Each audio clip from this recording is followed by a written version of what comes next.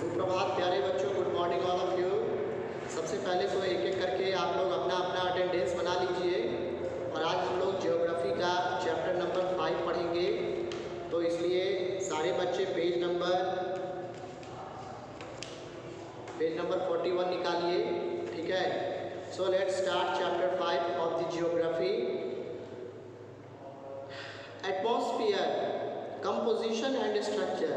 इस चैप्टर में in this chapter we'll study about the atmosphere and what is it made up of, और किस चीज़ से बना हुआ है इसके बारे में पढ़ेंगे।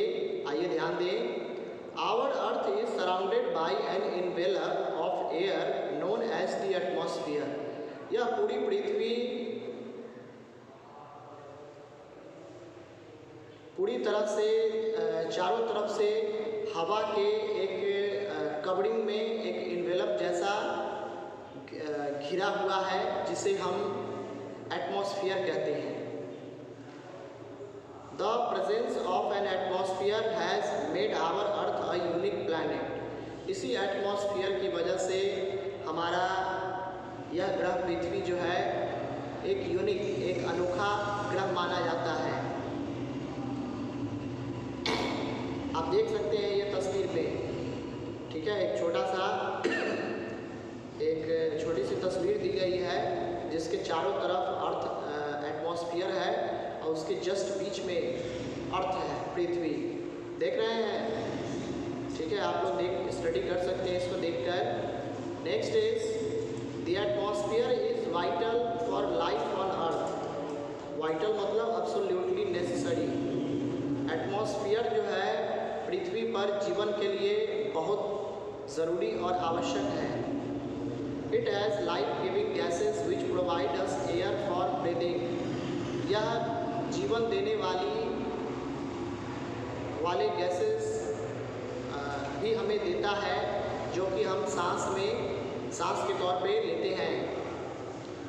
It also protects us from the harmful effects of the sun's rays. सूरज की जो घातक किरणें होती है उनसे भी ये हमारी रक्षा करते हैं। Without this protective blanket of the atmosphere we would be baked alive by the sun's heat during the day and get frozen during the night. अगर यह एटमॉस्फेयर हमारे चारों तरफ नहीं हो तो हम इनके बिना दिन के समय में सूरज की गर्मियों में सूरज की गर्म किरणों से बेक होते जाएंगे, सेके जाएंगे। काफ़ी गर्मियों का काफ़ी गर्मी हम लोगों को लगेगी और काफ़ी दिक्कतों का सामना करना पड़ेगा। And get frozen during the night, और रात के समय में हमारी स्थिति इसके जस्ट विपरीत हो जाएगी और हम पूरी तरह से जम जाएंगे।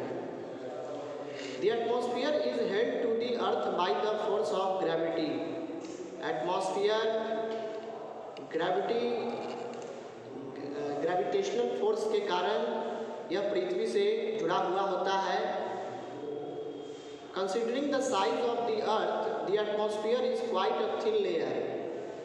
अगर आप पृथ्वी के साइज को देखें तो उसकी तुलना में जो एटमॉस्फेयर होता है वो उसका लेयर काफ़ी पतला होता है। ठीक है, it is very thin layer, you can say. The total weight of the Earth's atmosphere is about 500 million tons. पृथ्वी के चारों तरफ जो एटमॉस्फेयर है उसका वजन 500 मिलियन टन के बराबर है। About 99% of the total mass of the atmosphere is found within 32 kilometer of the Earth's surface। और इसमें से 500 मिलियन टन में से 99% जो है टोटल मास मतलब पूरे एटमॉस्फेयर का वो 32 किलोमीटर्स के अंदर ही, पृथ्वी के सतह के 32 किलोमीटर्स के अंदर ही पाया जाता है। The air is denser near the earth surface and gets thinner as we go up. जैसे जैसे पृथ्वी के सतह की ओर आता है तो यह एयर घना हो जाता है, डेंस हो जाता है, डेंसर, और जैसे ही ऊपर की ओर जाते हैं तो यह पतला होता चला जाता है। Ultimately it merges into space, और अंत में यह स्पेस में मिल जाता है। नेक्स्ट है vista fact. Since there is no clear boundary between the atmosphere and outer space, it is estimated that the upper limit of the atmosphere is at a height of about 10,000 km from the mean sea level। ठीक है, कहता है कि चूंकि atmosphere और outer space, ये मान लीजिए कि एटमॉस्फेयर है और उसके आउटर स्पेस के बीच जो है कोई बाउंड्री नहीं है, मतलब कोई क्लियरली ये नहीं कहा गया है कि हाँ यहाँ से एटमॉस्फेयर है या यहाँ से एटमॉस्फेयर है, या किसी ने भी नहीं कहा है, बस सिर्फ एस्टिमेट किया गया है कि यहाँ से पृथ्वी का एटमॉस्फेयर शुरू है, यहाँ से स्पेस शुरू है। ठीक है, it has just been estimated, मतलब इसको एस्टिमेट किया गया है कि यहाँ से हो सकता है। It is estimated that the upper limit of the atmosphere is at a height of about 10,000 kilometre from the mean sea level. ठीक है, समुद्र का जो सबसे गहरा जो पार्ट होता है, गहराई जो होती है, सबसे ज़्यादा गहरा वाला भाग, वहाँ से 10,000, ठीक है, 10,000 किलोमीटर ऊपर तक जो है एटमॉस्फेयर है। ठीक है, और उसके जस्ट ऊपर स्पेस को रिकॉग्नाइज किया गया है। उसके बाद है कंपोजिशन ऑफ द एटमॉस्फेयर। आखिर एटमॉस्फेयर तो है, लेकिन यह एटमॉस्फेयर बना किस चीज़ से है?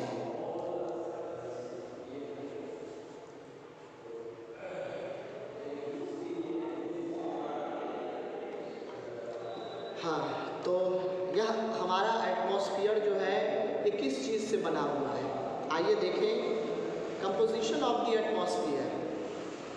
It might come as a surprise to you that the air we take in while breathing is actually a mixture of many colorless, odorless and tasteless gases। आपको यह बात जान करके बहुत हैरानी होगी कि हम सांस के तौर पे जो वायु अंदर लेते हैं उसमें कई रंगहीन, कई सुगंधहीन एंड टेस्टलेस और कई स्वादहीन गैसेस का मिश्रण होता है। जो हम सांस में गैस लेते हैं उसमें कई गैसेस मिले हुए होते हैं, जो कि रंगहीन होते हैं, सुगंधहीन होते हैं और यहाँ तक कि स्वादहीन होते हैं। The composition of various gases in the atmosphere is as follows. Atmosphere में अलग अलग गैसेस का जो मिश्रण है, आइए देखें, यहाँ दिया गया है, ये सब आपको याद कर लेना है। ठीक है, सारे बच्चों को, ये आपका जीके का भी क्वेश्चन हो गया। Nitrogen is about 78%। नाइट्रोजन का परसेंटेज सबसे ज़्यादा है, दैट इज 78%, क्योंकि हम लोग जानते हैं कि पृथ्वी का 3/4, ठीक है, 3/4 portion of the earth is surrounded by water. ठीक है, ओशियंस एंड सी वाटर। तो 75% पानी ही हो गया, बल्कि उससे भी ज़्यादा। तो यहाँ 78% जो है नाइट्रोजन है, ऑक्सीजन, उसके बाद 21%, argon 0.93%, carbon dioxide 0.03% and other gases like ozone, hydrogen, helium etc are about 0.04%। So this was the composition of the atmosphere. ठीक है, यह इन्हीं सारे गैसेस को मिला करके एटमॉस्फेयर बनाया गया है, एटमॉस्फेयर बना है। ठीक है, तो आइए इन गैसेस के बारे में थोड़ा डीपली जाएं और इसके बारे में स्टडी करें कि आखिर ये गैसेस हमारे लिए क्यों ज़रूरी है। सबसे पहला है, so the first one is nitrogen. Nitrogen is the most prevalent gas in the air. इस हवा में पाया जाने वाला यह सबसे ज़्यादा प्रिवेलेंट गैस है, प्रिवेलेंट गैस है। When we inhale nitrogen, we take some amount of nitrogen in our lungs and exhale it without using it। ठीक है, जब हम सांस लेते हैं तो ऑक्सीजन के साथ साथ कुछ नाइट्रोजन की मात्रा भी हमारे लंग्स में जाती है और फिर हम उसको एक्सहेल करते हैं। एक्सहेल करने का मतलब कि सांस को बाहर छोड़ते हैं। इनहेल का अपोजिट होता है एक्सहेल। इनहेल का अपोजिट हो जाएगा एक्सहेल। ठीक है, सांस लेना, सांस छोड़ना।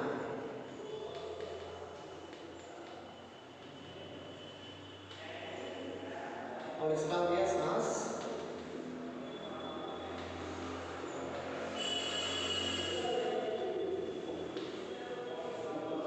छोड़ना।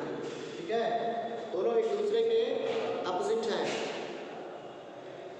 तो जैसे हाँ, इट विदाउट यूजिंग इट, यानी कि उस नाइट्रोजन का हम यूज़ नहीं करते हैं बल्कि उसको एक्सहेल करके सांस से बाहर निकाल के उसको बाहर निकाल देते हैं।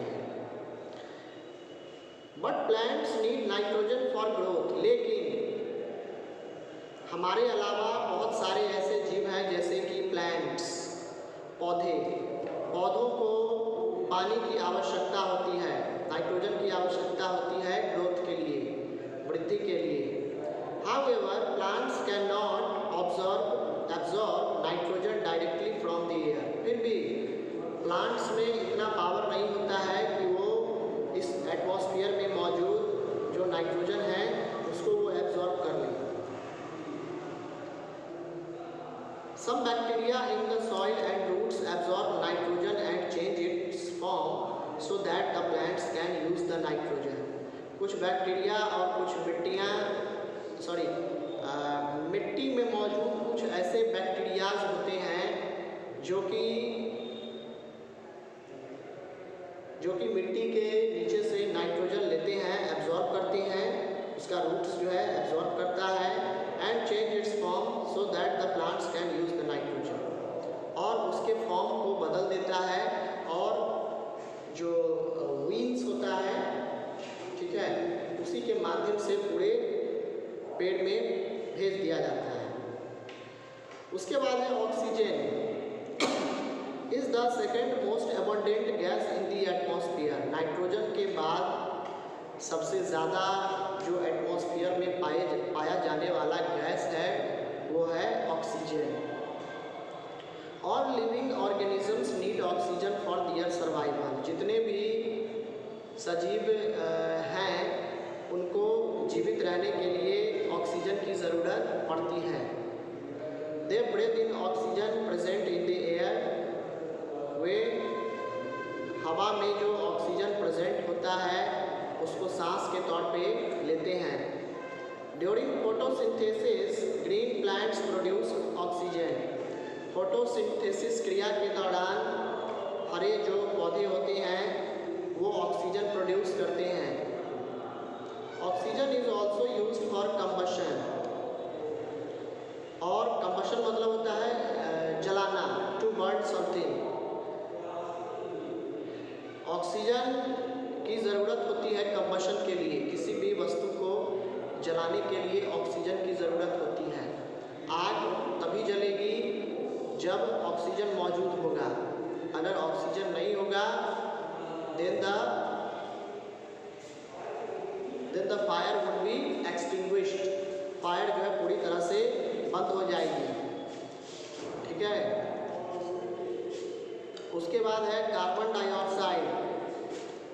Carbon dioxide is another important gas.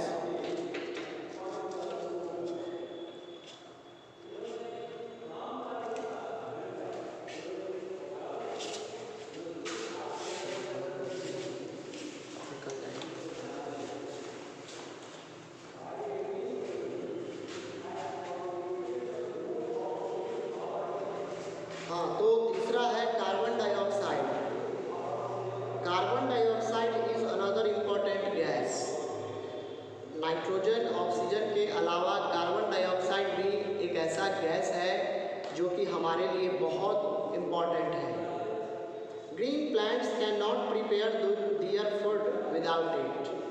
अब देखिए, हम जो भोजन प्राप्त करते हैं वो हमें हरे भरे पेड़ पौधों से प्राप्त होता है, ठीक है। और ग्रीन प्लांट्स तभी भोजन बना सकते हैं जब